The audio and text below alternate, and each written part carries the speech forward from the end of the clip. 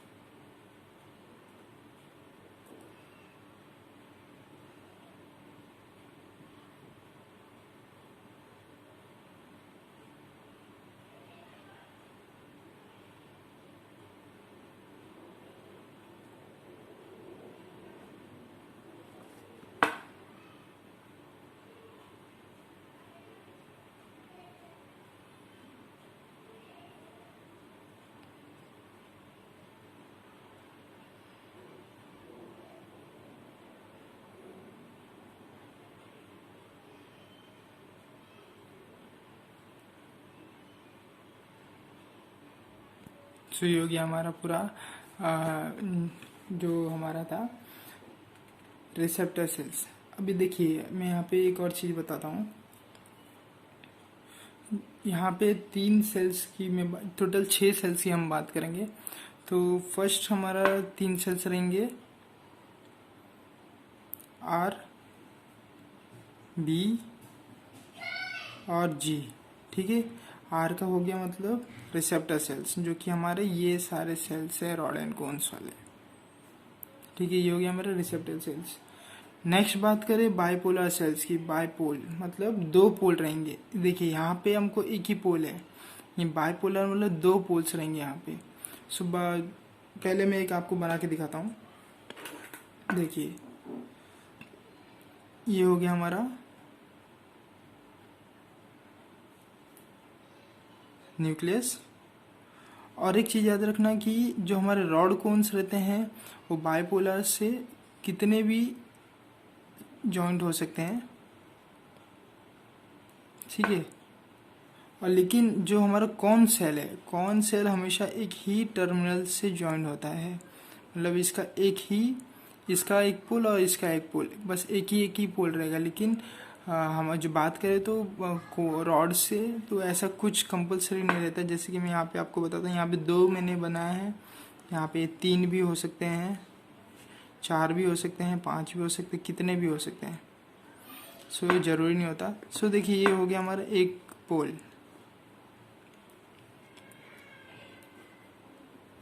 ये बाईपोल का एक पोल हुआ है, ठीक है। इसको 2 पोल मत समझना है, 3 पोल नहीं होता। एक एंड पे एक पोल और दूसरे एंड पे दूसरा पोल, ठीक है। सो दूसरा यहाँ पे एक एंड रहेगा, इसका भी एक एंड यहाँ पे रहेगा, इसका भी एक एंड यहाँ पे आएगा, इसका भी आएगा और इसका भी आएगा। सो ये हो गया हमारा बाईपोलर सेल्स। यहाँ पे मैं एक बार लिख देता हूँ, बाईपोलर सेल्स। नेक्स्ट बात करें जी की, तो ये हो जाएगा हमारा गैंग्लियन सेल्स, ठीक है। तो यहाँ पे मैं गैंग्लियन सेल्स बनाता हूँ।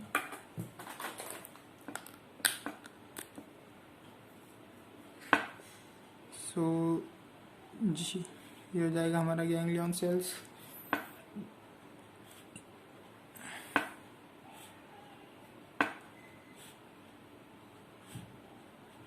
ठीक है, ये हो जाएंगे हमारे गैंग्लियन सेल्स। और जो दूसरा एंड रहेगा गैंग्लियन का, वो जाएगा हमारा नर्व के पास, ये बन जाएगा हमारा नर्व फाइबर्स।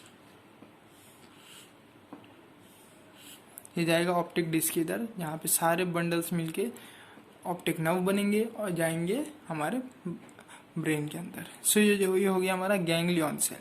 मैंने 6 सेल्स की बात करी, 3 सेल्स हो गए। और दूसरे जो 3 सेल्स है, अब उनकी बात करें तो वो हो गए high cell, high, HAI, high.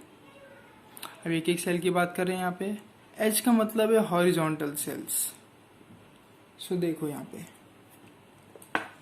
मैं H बनाता हूँ। देखिए ये कनेक्ट करता है यहाँ पे,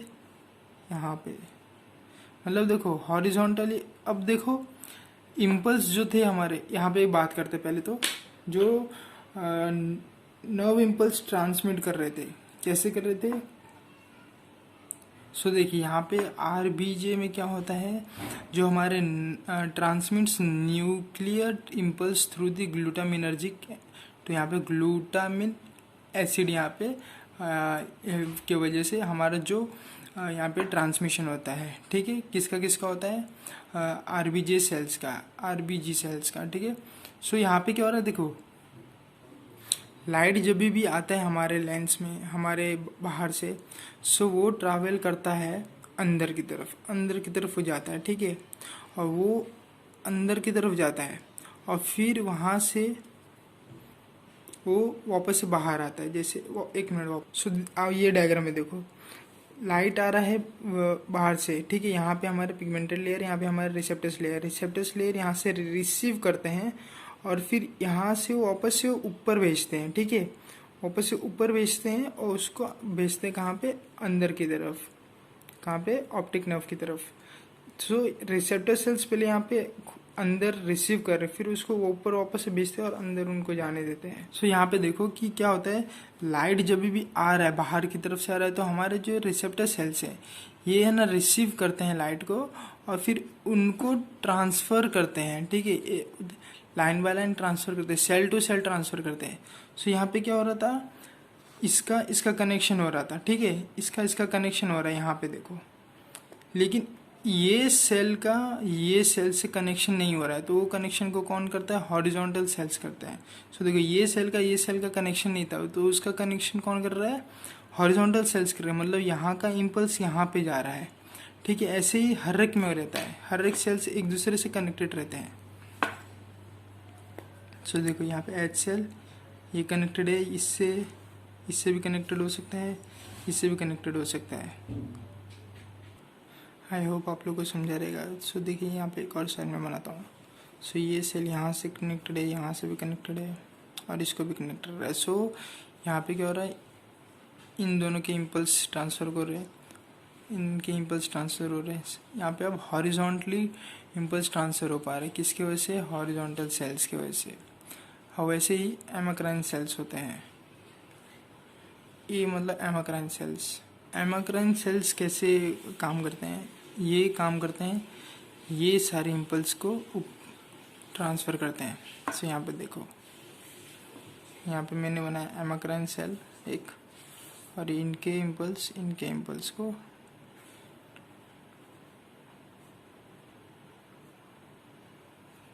ट्रांसफ़र करते हैं।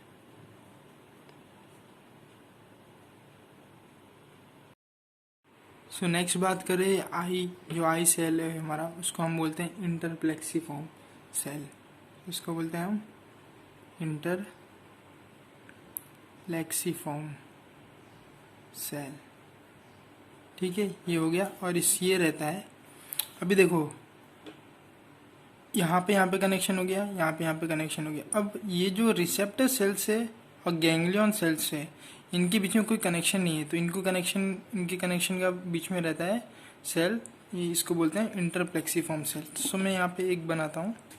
सो ये यहाँ पे कनेक्ट करेगा, ठीक है, और यहाँ पे कनेक्ट करेगा।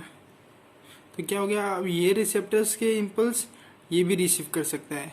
ठीक है, यहाँ पे अब बीच में बैरियर जो था हमारा बाइपोलर सेल, अब उसकी भी ज़रूरत नहीं पड़ेगी, ये डायरेक्ट इसके साथ कम्युनिकेट कर सकता है। ठीक है, तो एक बार यहाँ पे मैं आप लोग को बताता हूँ, डायरेक्शंस में आप लोग को एक बार बता देता हूँ। सो देखिए, ये हो गया हमारा आर बी और जी सेल, RBG सेल। सो इनका डायरेक्शन कैसा है, रिसेप्टर सेल का ऐसा है, आर का भी ऐसा है, बी का भी ऐसा है और जी का भी ऐसा है। सो मैं यहाँ पे 3 बनाता हूँ टोटल। और देखो इनका ये डायरेक्शन है। ठीक है, अभी जो नेक्स्ट डायरेक्शन में बता रहा हूँ, हॉरिजॉन्टल का डायरेक्शन कैसा है।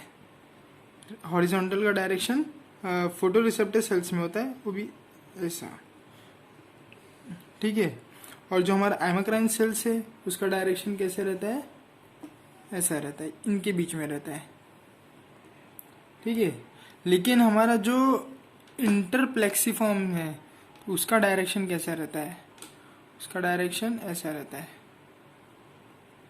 ठीक है, आई होप आप लोग को समझा रहेगा। अगर आप लोग को ये कंसेप्ट नहीं समझा रहेगा ये अब तक जितना मैंने समझाया, तो प्लीज़ आप कमेंट में लिख के बता सकते हैं, मैं वापस से आप लोग के लिए वीडियो बना सकता हूँ।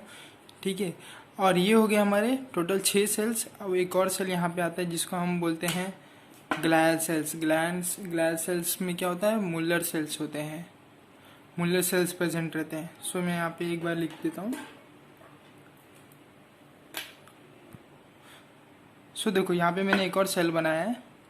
सो एक एंड इसका अंदर रहेगा और दूसरा एंड बाहर रहेगा, जिसको हम बोलते हैं फुट प्लेट्स। क्या बोलते हैं, फुट प्लेट्स बोलते हैं, फुट प्लेट्स कॉल्ड लेमिना। ठीक है, अभी मैं इसको आपको आई के साथ रिलेट करके बताता हूँ। सो देखो यहाँ पे हमारा आई है और यहाँ पे क्या रहता है, यहाँ पे हमारे जो फुट प्लेट्स है यहाँ पे बाहर की तरफ रहते हैं। सो ठीक है, यहाँ पे पूरे फुट प्लेट्स हमारे रहते हैं। सो ये क्या करता है, एक फुट प्लेट्स का एक और काम हो जाता है प्रोटेक्शन करना। वो हमारे जो रेटिना है, हमारा न्यूरल लेयर्स हैं, उसको प्रोटेक्ट करते हैं। सो आई होप लोग को आप ये समझा रहेगा। बात करें ये एक हैंड हो गया, बात करें अब दूसरे हैंड की। सो देखो यहाँ पे बहुत सारे रहते हैं जो, ठीक है, ऐसे बहुत से यहाँ पे सेल्स रहेंगे। अब ये सेल्स क्या करते हैं, ये सेल्स है ना, यहाँ पे फ्लूइड रहता है बीच में, यहाँ पे फ्लूइड रहता है, ये जो न्यूरॉन है, ठीक है, इसके अंदर एक फ्लूइड रहता है। उस फ्लूइड को यहाँ बाहर आने में वो लोग रेजिस्ट करते हैं, इसके वजह से वो लोग बाहर नहीं आ पाते। और दूसरी बात, 2 सेल्स के बीच की प्राइवेसी को ये लोग मेंटेन करके रखते हैं। तो क्या होता है, शॉक ऑब्जर्व रेजिस्टेंस ये लोग का काम करते हैं लोग। सो यहाँ का जो इम्पल्स रहता है वो यहाँ पे नहीं आ पाता, वो जाता है इनके थ्रू, ये सेल्स के थ्रू जाते हैं, लेकिन इनका डायरेक्ट कांटेक्ट नहीं रहता है, ये लोग कनेक्टेड रहते हैं ये सारे सेल्स के थ्रू। ठीक है, आप लोग ये समझा रहेगा। सो यहाँ पे हमने बात किया टोटल कितने सेल्स की, देखो आरबीजी सेल्स हो गया।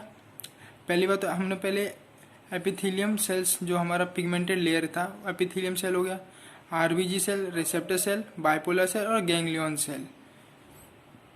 उसके बाद हमने बात किया हाई सेल। हाई सेल में क्या है, हॉरिजॉन्टल, हेमाक्राइन और इंटरप्लेक्सिफॉर्म। और लास्ट हमारा जो था वो हमारा मुल्लर सेल्स, जो कि दो काम करते हैं। फर्स्ट हमारे रेटिना को बचाते हैं बाहर से, और इन दो सेल्स के बीच में प्राइवेसी मेंटेन करते हैं और इनके फ्लूइड को बाहर जाने से रेजिस्ट करते हैं। ये यहाँ पे फ्लूइड कौन सा रहता है और मूवी में वो भी बता देता हूँ। सो यहाँ पे फ्लूइड रहता है, यहाँ पे पूरे में फ्लूइड रहता है। उस फ्लूइड को हम बोलते हैं एक्स्ट्रा सेलुलर फ्लूइड, जिसको हम बोलते हैं मैट्रिक्स। ठीक है, यहाँ पे मैं लिख देता हूँ। सो ठीक है, ये मैंने यहाँ पे लिख दिया। और ये प्रेजेंट रहते हैं बिटवीन दी रिसेप्टर सेल्स। सो ये हो गया हमारा टोटल पूरा सेल्स ऑफ दी रेटिना। बात करते हैं नेक्स्ट हमारे लेयर्स ऑफ दी। तो मैं सबसे पहले यहाँ पे आप ये पूरे डायग्राम को वापस से बनाता हूँ और फिर मैं आपसे वापस से मिलता हूँ। सो मैंने यहाँ पे डायग्राम भी बना लिया और हम पढ़ रहे हैं अभी इसमें layers of the retina. So retina में टोटल 10 लेयर्स होते हैं, 10 लेयर्स देखे जाते हैं। अब कौन कौन से 10 लेयर्स होते हैं वो भी हम देख लेते फटाक से। सो देखो सक्लेरा और जो हमारा रहता है आउटर लेयर और मिडल लेयर, वो रेटिना में काउंट नहीं होता, तो इन दोनों को तो जाने दो। सो बात करें अब रेटिना के प्रॉपर लेयर की, तो पहला हमारा जो यहाँ पे मैंने ब्लू में बनाया है वो हो गया हमारा फर्स्ट लेयर। तो वो हो गया हमारा, क्या बोलेंगे उसको हम, पिगमेंटेड लेयर बोलेंगे। सो यहाँ पे हो गया हमारा पिगमेंटेड लेयर। जिसके बाद सेकंड लेयर रहेगा वो हमारा रहेगा layers of rod and cones. हाँ, सो ये हो गया हमारा layers of rod and cones, second है हमारा। सो सेकंड लेयर हो गया हमारा layers of rod and cones. जो थर्ड लेयर होता है वो हो गया हमारा, अभी मैं यहाँ पे बनाता हूँ। जो ये देखो यहाँ पे जो हमारा मुल्लर सेल है या फिर ग्लायल सेल जिसको हम बोलते हैं, वहाँ पे एक लेयर बनाते हैं। ठीक है, ये एक लेयर में है, आप लोग को दिख रहा होगा जो ब्लैक वाला दिख रहा है, तो ये एक लेयर में है। सो ये एक लेयर फॉर्म करते हैं जिसको हम थर्ड लेयर के नाम से बोलते हैं। सो ये हो गया हमारा layer of outer limiting membrane बोलते हैं, या फिर आउटर लिमिटिंग लैमिना बोला जाता है इसको। सो आप लोग को 3 लेयर समझ गए होंगे। फर्स्ट हो गया हमारा पिगमेंटेड लेयर, सेकंड हो गया हमारा रॉड एंड कोन्स के लेयर, थर्ड हो गया हमारा ग्लायल सेल्स की जो यहाँ पे एक पोल है वो एक लेयर बना देते हैं जिसको हम बोलते हैं आउटर लिमिटिंग मेम्ब्रेन और लैमिना। ठीक है, इसके बाद हम देखेंगे फोर्थ लेयर। तो फोर्थ लेयर हो जाएगा हमारा न्यूरोनल लेयर। ठीक है, यहाँ पे देखो, यहाँ पे आप लोग को जो न्यूक्लियस है, न्यूक्लियस दिख रहा है आपको। सो ये हो जाएगा हमारा फोर्थ लेयर जिसको हम बोलते हैं आउटर न्यूक्लियर लेयर।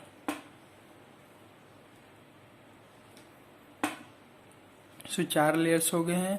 अब इसके बाद हम करेंगे फिफ्थ लेयर की, तो वो हो जाएगा हमारा ये वाला लेयर। यहाँ पे देखो, यहाँ पे एक प्लेक्सिस बन रहा है। ठीक है, ये हो जाएगा हमारा फिफ्थ लेयर जिसको हम बोलते हैं आउटर प्लेक्सीफॉर्म लेयर। इसमें यहाँ पे लिख देता हूँ। सो ये हमारे 5 लेयर हो गए। जो नेक्स्ट लेयर हमारा 6th लेयर है वो हो जाएगा हमारा इनर न्यूक्लियर लेयर। सो यहाँ पे आप लोग को दिख रहा होगा ये पूरा जो आपको नंबर्स अल्फ़ाबेट्स दिख रहे हैं। सो ये क्या है, ये है हमारा न्यूक्लियस है, हर एक नर्व का न्यूक्लियस है। सो ये न्यूक्लियस हमारे हो जाएंगे 6th लेयर जिसको हम बोलते हैं inner nuclear layer. 6th layer ये हो गया हमारा इनर न्यूक्लियर लेयर। सो ये 6 लेयर हो गए हमारे। जो नेक्स्ट लेयर है हमारा वो हो जाएगा 7th लेयर है, वो है हमारा ये वाला प्लेक्सिस। सो ये हो जाएगा हमारा 7th लेयर जिसको हम बोलते हैं इनर प्लेक्सीफॉर्म लेयर। सो देखो अब तक 7 लेयर्स हो चुके हैं। नेक्स्ट लेयर है हमारा 8वां, जो कि ये आप लोग को यहाँ पे जी वाले दिख रहे होंगे, गैंग्लियन सेल्स। सो ये हो जाएंगे हमारे 8 लेयर, जिसको हम बोलते हैं गैंग्लियन सेल लेयर। सो ये हो गया हमारे टोटल 8 लेयर्स। बात करेंगे अब 9वां लेयर की, तो हो जाएगा हमारा ये जो यहाँ पे लेयर, आपको यहाँ पे देखो, यहाँ पे भी एक लेयर दिख रहा होगा। सो ये हो जाएगा हमारा लेयर ऑफ नर्व फाइबर्स। सो ये हो गया हमारे टोटल 9 लेयर्स। और जो लास्ट लेयर हमारा बच रहा है, सो हो जाएगा हमारा ये वाला जो फुट प्लेट्स है या फिर लेमिना से। सो ये इसको हम बोलते हैं इनर लिमिटिंग मेम्ब्रेन या फिर इनर लिमिटिंग लेमिना। सो ये हो गया हमारे टोटल 10 लेयर्स। आप लोग को आई होप समझा रहेगा। आप लोग को अगर नहीं समझा रहेगा तो आप लोग मुझे वापस से बोल सकते हैं, मैं वापस से इस पे अच्छे से और ट्राई करूँगा और अच्छे से एक्सप्लेन करने की। और इसके नोट्स आप लोग को मेरे इंस्टाग्राम पेज पे मिल जाएगा। इंस्टाग्राम का नाम है आयुर्वेदिक हब 1998। ठीक है, लिंक मैं डिस्क्रिप्शन में दूंगा, आप लोग जाके वहाँ पे फॉलो कर सकते हैं। सो नेक्स्ट बात करेंगे हम यहाँ पे अब इसकी ब्लड सप्लाई की। सो ब्लड सप्लाई कौन से आता है यहाँ पे। सो नेक्स्ट बात करते हैं ब्लड सप्लाई की। तो यहाँ पे सबसे मेन आर्टरी जो रहती है, इसको हम बोलते हैं इंटरनल कैरोटिड आर्टरी। फिर इंटरनल कैरोटिड आर्टरी ब्रांच बनाएगा, ठीक है, उसको हम बोलते हैं ऑप्थेल्मिक आर्टरी। यहाँ से ब्रांच बना, इसको हम बोलेंगे ऑप्थेल्मिक आर्टरी। ऑप्थेल्मिक आर्टरी आगे जाके डिवाइड करेगा और बनाएगा सेंट्रल आर्टरी और पोस्टीरियर सीलियरी आर्टरी। सो देखो यहाँ पे ये ब्रांचेस बनाएगा आगे जाके, यहाँ पे 2 डिवाइड में हो जाएगा। सो ये आगे जाके बन जाएगा पोस्टीरियर सीलियरी आर्टरी और ये बन जाएगा सेंट्रल आर्टरी, और ये सप्लाई करेंगे आई को। सो ये हो जाएगा हमारा, ठीक है। तो आप लोग को आई होप ब्लड सप्लाई समझा रहेगा। और इसी के साथ आई एनाटॉमी हमारा पूरा कंप्लीट होता है। और अगर आप लोगों को कुछ डाउट है तो आप लोग मुझे बता सकते हैं, ठीक है। So thank you so much for watching this video. अगर आप लोग को यूज़फुल लगे तो अपने फ्रेंड्स के साथ शेयर करो। नीचे आप लोग को रेड कलर का सब्सक्राइब बटन दिख रहा होगा, उसको सब्सक्राइब करो। फिर नोटिफिकेशन को ऑन कर सकते हैं ताकि आप लोग को अपकमिंग वीडियो का नोटिफिकेशन मिल सके। और thank you so much for watching. Keep loving, keep supporting, और जय हिंद।